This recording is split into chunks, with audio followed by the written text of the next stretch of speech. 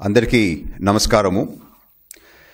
Annual status of education report అని చెప్పి government of India నుంచి ఒక రిపోర్ట్ ఇప్పుడే రావటం జరిగింది.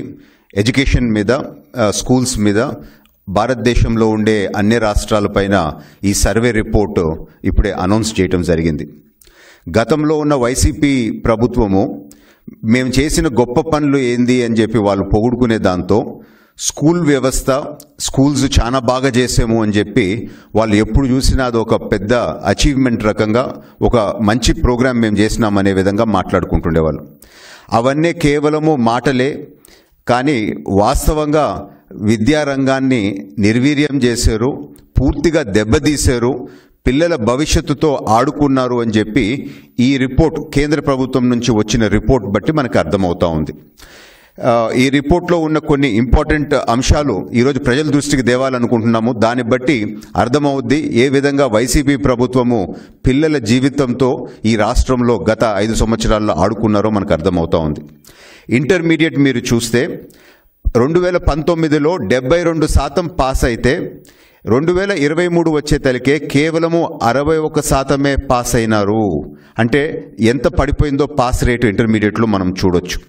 అదే 10th క్లాస్ చూస్తే 2019లో 94.88, అంటే దాదాపు 95% పాస్ అయితే 2023కు వచ్చేతలికే 72% పాస్ అయిన శాతము. అంటే ఎంత డ్రాప్ అయిపోయిందో చూడండి. 10th క్లాస్ అయితే విపరీతంగా మోర్ దెన్ 23% పాస్ రేట్ పడిపోయింది. అంటే ఎంత నిర్వీర్యం చేస్తారో మనకు అర్థమవుతా ఉంది.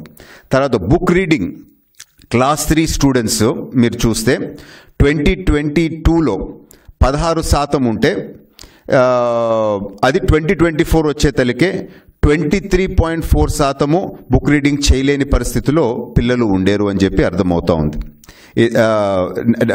అదే ఆంధ్రప్రదేశ్లో ఇది నేషనల్ యావరేజ్. అంటే నేషనల్ యావరేజ్ పెరిగింది, అంటే 16% నుంచి 23% దేశమంతా స్కిల్ పెరిగితే ఆంధ్ర రాష్ట్రంలో మాత్రము 2018 నుంచి 2024కి మీరు చూస్తే 22% నుంచి 14% పడిపోయింది. అంటే దేశ యావరేజ్కి చూస్తే మోర్ దెన్ 50% మన స్టూడెంట్స్, క్లాస్ 3 స్టూడెంట్స్ రీడింగ్ స్కిల్స్లో వెనకబడిపోయినారని అర్థమవుతా ఉంది. అదే క్లాస్ 5 స్టూడెంట్స్ మీరు రీడింగ్ స్కిల్స్ చూస్తే 2018లో 57% ఆ స్కిల్స్, ప్రాపర్ స్కిల్స్ ఉండేవాళ్ళు 2024కి వచ్చేతలికే 37%కి పడిపోయినారు. సో ఈ figures all India survey figures. So క్లియర్గా ఏ విధంగా స్టూడెంట్స్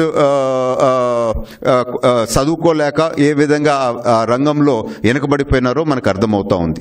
ఎందుకు ఇట్లా జరిగింది అని చెప్పి మనం డీటెయిల్స్లోకి పోతే 5 సంవత్సరాల్లో డిఎస్సి నోటిఫికేషన్ అనేదే గత ప్రభుత్వం, వైసీపీ ప్రభుత్వం ఇవ్వలేదు. కొత్త టీచర్లని తీసుకొని వచ్చింది లేదు. ఆ టీచర్స్ షార్టేజ్ ఉన్నా కానీ వాళ్ళు పట్టించుకున్న పరిస్థితి లేదు అని చెప్పి మనకి అర్థమవుతా ఉంది. ఏం చేశారు? ఆ ఉన్న టీచర్లను కూడా కోవిడ్ టైంలో లిక్కర్ షాప్స్ ముందు పెట్టి వాళ్ళ చేత లిక్కర్ సేల్స్ పనిలో పెట్టినారు. అదే చెప్పే పని వదిలిపెట్టి వేరే వేరే పనులు ఆ టీచర్లకి ఇచ్చి వాళ్ళ ఆత్మ గౌరవాన్ని కూడా తగ్గించే విధంగా చేశారు. దాదాపు 8,000 స్కూల్స్ పైన మర్జింగ్ చేసి పిల్లల్ని దగ్గర ఉండే స్కూల్కి పోనీయకుండా ఎక్కడో దూరం పోయే పరిస్థితి తీసుకొని వచ్చి చాలా మంది స్టూడెంట్స్ స్కూల్కి పోలేక డ్రాప్అవుట్ అయ్యే పరిస్థితి వాళ్ళు తీసుకొని వచ్చినారు. ఇంకొక 4-5 పాయింట్స్